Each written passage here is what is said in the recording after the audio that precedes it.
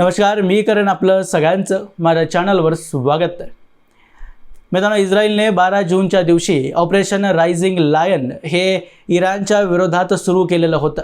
या ऑपरेशन दरम्यान इराणमधले काही अणुअस्त्रांचे अड्डे इस्रायली सेनेने एअर स्ट्राईक आणि ड्रोन्सद्वारे पूर्णपणे उडवून टाकलेले आहेत, निस्तनाबूत केले. इस्रायलचं असं म्हणणं आहे की जर इराणने अणुअस्त्र बनवली, न्यूक्लिअर वेपन बनवलं तर त्यांच्या अस्तित्वावर प्रश्न येईल. त्यामुळे जगाला वाचवण्याचं आम्ही काम करतोय आणि त्यासाठीच ऑपरेशन रायझिंग लायन त्याने राबवलं. आणि या ऑपरेशन दरम्यान जेव्हा त्यांनी हल्ला केला त्यात इराणचे काही प्रमुख वैज्ञानिक आणि सैनिकसुद्धा मारले गेलेले आहेत. याची पुष्टी स्वतः इस्रायली सेनेने आणि इराणच्या सरकारने सुद्धा केली आहे. त्यामुळे या बातम्यांमध्ये आता कोणतीही शंका ठेवण्याची गरज नाही आहे. आणि याचा बदला घेण्यासाठी इराणच्या सेनेने सुद्धा आणि इराणच्या सरकारने तेल अवीव हे जे इस्रायलचं सगळ्यात दुसरं मोठं शहर आहे आणि इस्रायलचं आर्थिक केंद्र मानलं जातं त्यावर हल्ला केला आहे. नागरी वस्तींवर त्यांनी मिसाईल सोडल्या आहेत, ज्याचे काही व्हिडिओसुद्धा आपल्यापर्यंत पोहोचलेत, सोशल मीडियावर मोठ्या प्रमाणात व्हायरल होत आहेत.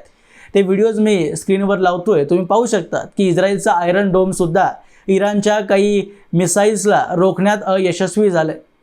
मोठ्या प्रमाणात इस्रायलचं या मिसाईल अटॅकमध्ये नुकसान झालं आहे. त्याच्यानंतर इस्रायलने सुद्धा एक काउंटर अटॅक करून इराणच्या 20 कमांडर्सला मारलेलं आहे. त्यामुळे इराणची पूर्ण सैनिक जी कमांडिंग ऑथॉरिटी होती ती पूर्णपणे नष्ट झालेली आहे.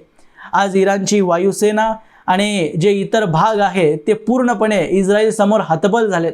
पण तरीसुद्धा इराणचे जे सर्वोच्च नेते आहेत आयातुल्ला खमेनी यांनी इस्रायलला धमकी दिली आहे की हा जो हल्ला इराणवर इस्रायलने केला आहे त्याचा बदला घेतल्याशिवाय इराण शांत राहणार नाही आणि याची शिक्षा भोगल्याशिवाय इस्रायलला यातून मुक्ती भेटणार नाही. आता मित्रांनो, हे जे पूर्ण युद्ध या दोन देशांमध्ये चाललं आहे, या युद्धामुळे भारतासमोर सुद्धा काही प्रमुख आणि महत्त्वाच्या समस्या निर्माण झालेल्या आहेत. कारण इस्रायल असेल किंवा इराण असेल, या दोन्ही देश आपल्यासाठी फार महत्त्वाचे, दोन्ही आपले मित्र आहेत. आयातुल्ला खमेनी आणि नरेंद्र मोदी यांचे फार चांगले संबंध आहेत आणि इस्रायलचे आत्ताचे पंतप्रधान नेतन्याहू यांचेही नरेंद्र मोदींसोबत फार चांगले संबंध आहेत. आणि नेतन्याहू यांनी जे वक्तव्य केलं आहे इराणच्या संबंधित की आमचं युद्ध इराणच्या सामान्य देशभक्त जनतेसोबत नाही आहे, तर आमचं युद्ध खमेनी जिहादी सरकार बरोबर आहे. म्हणजे जे आयातुल्ला खमेनी इराणवर राज करतायत त्यांच्यासोबत आमचं फक्त युद्ध आहे. इराणच्या जनतेकडे ही सुवर्ण संधी आहे ज्याने ते या जिहादी आणि अत्याचारी सरकारपासून सुटका करून घेऊ शकतात. त्यांनी पुढे यावं, त्यांची मदत करण्यासाठी इस्रायलची सरकार आणि सेना पूर्णपणे तयार आहे. आता मित्रांनो, या वक्तव्याद्वारे जे एक संदेश नेतन्याहू यांनी देण्याचा प्रयत्न केला आहे की जे युद्ध आहे ते आयातुल्ला खमेनी यांच्या विरोधात आहे. म्हणजे बेसिकली इस्रायल हा फक्त एक प्रॉक्सी आहे. प्रमुख जे युद्ध सुरू आहे ते अमेरिका विरुद्ध इराण असं सुरू आहे. अमेरिकाच्या बिहाफवर इस्रायल फक्त इराणवर आक्रमण करतोय आणि हीच भारतासाठी सगळ्यात मोठी समस्या आहे. कारण मित्रांनो, इराणला अण्वस्त्र मिळू नये, त्यांनी न्यूक्लिअर वेपन तयार करू नये, हे भारतासाठी हिताचं आहेच आणि त्यासाठी भारत प्रयत्न करतोय. पण इराणमध्ये सत्ता पालट होऊ नये हे सुद्धा भारतासाठी महत्त्वाचं आहे. जर का इराणमध्ये सत्ता पालट झालं आणि अमेरिकेने जर आपला एक बाहुला इराणमध्ये सरकार चालवण्यासाठी बसवला आणि लोकशाही आणण्याचा प्रयत्न केला, जसा त्यांनी अफगाणिस्तानमध्ये केला होता, त्याचं मोठ्या प्रमाणात नुकसान भारताला सहन करावं लागेल. कारण मित्रांनो, आत्ताचे जे सर्वोच्च नेते आहेत आयातुल्ला खमेनी यांचे भारताशी फार चांगले संबंध आहेत. हे मूळतः यांचा देशच एक शिया मेजॉरिटी देश आहे. हे स्वतःसुद्धा ज्या शिया सेक्टला फॉलो करतात, द्वादशी शिया, याचाही आपल्या भारतातील उत्तर प्रदेशशी फार मोठा संबंध आहे. पूर्वीचे अवधचे नवाब असतील, हैदराबादचे निजाम असतील, यांचा या सेक्टशी म्हणजे द्वादशी शिया या सेक्टशी मोठा संबंध राहिलेला आहे, जुना संबंध राहिलेला आहे. आयातुल्ला खमेनी यांच्या अगोदर जे इराणचे राष्ट्रप्रमुख राहिलेले आहेत, सर्वोच्च नेते राहिलेले आहेत, ते म्हणजे रोहतुल्ला खोमेनी यांचे आजोबांचे संबंध आपल्या उत्तर प्रदेशशी आहे. त्यामुळे यांचे पारिवारिक संबंध भारताशी येतात. त्यामुळे तुम्ही अनेकदा पाहिलेलं असेल की जेव्हाही काश्मीरचा मुद्दा येतो तेव्हा पाकिस्तानसोबत जरी इराण सोबत उभा राहताना दिसला असेल तरीही हत्यार पोचवणं किंवा युद्धामध्ये पाकिस्तानची मदत करणं अशी कोणतीही कृती आजपर्यंत इराणने भारताच्या विरोधात केलेली नव्हती.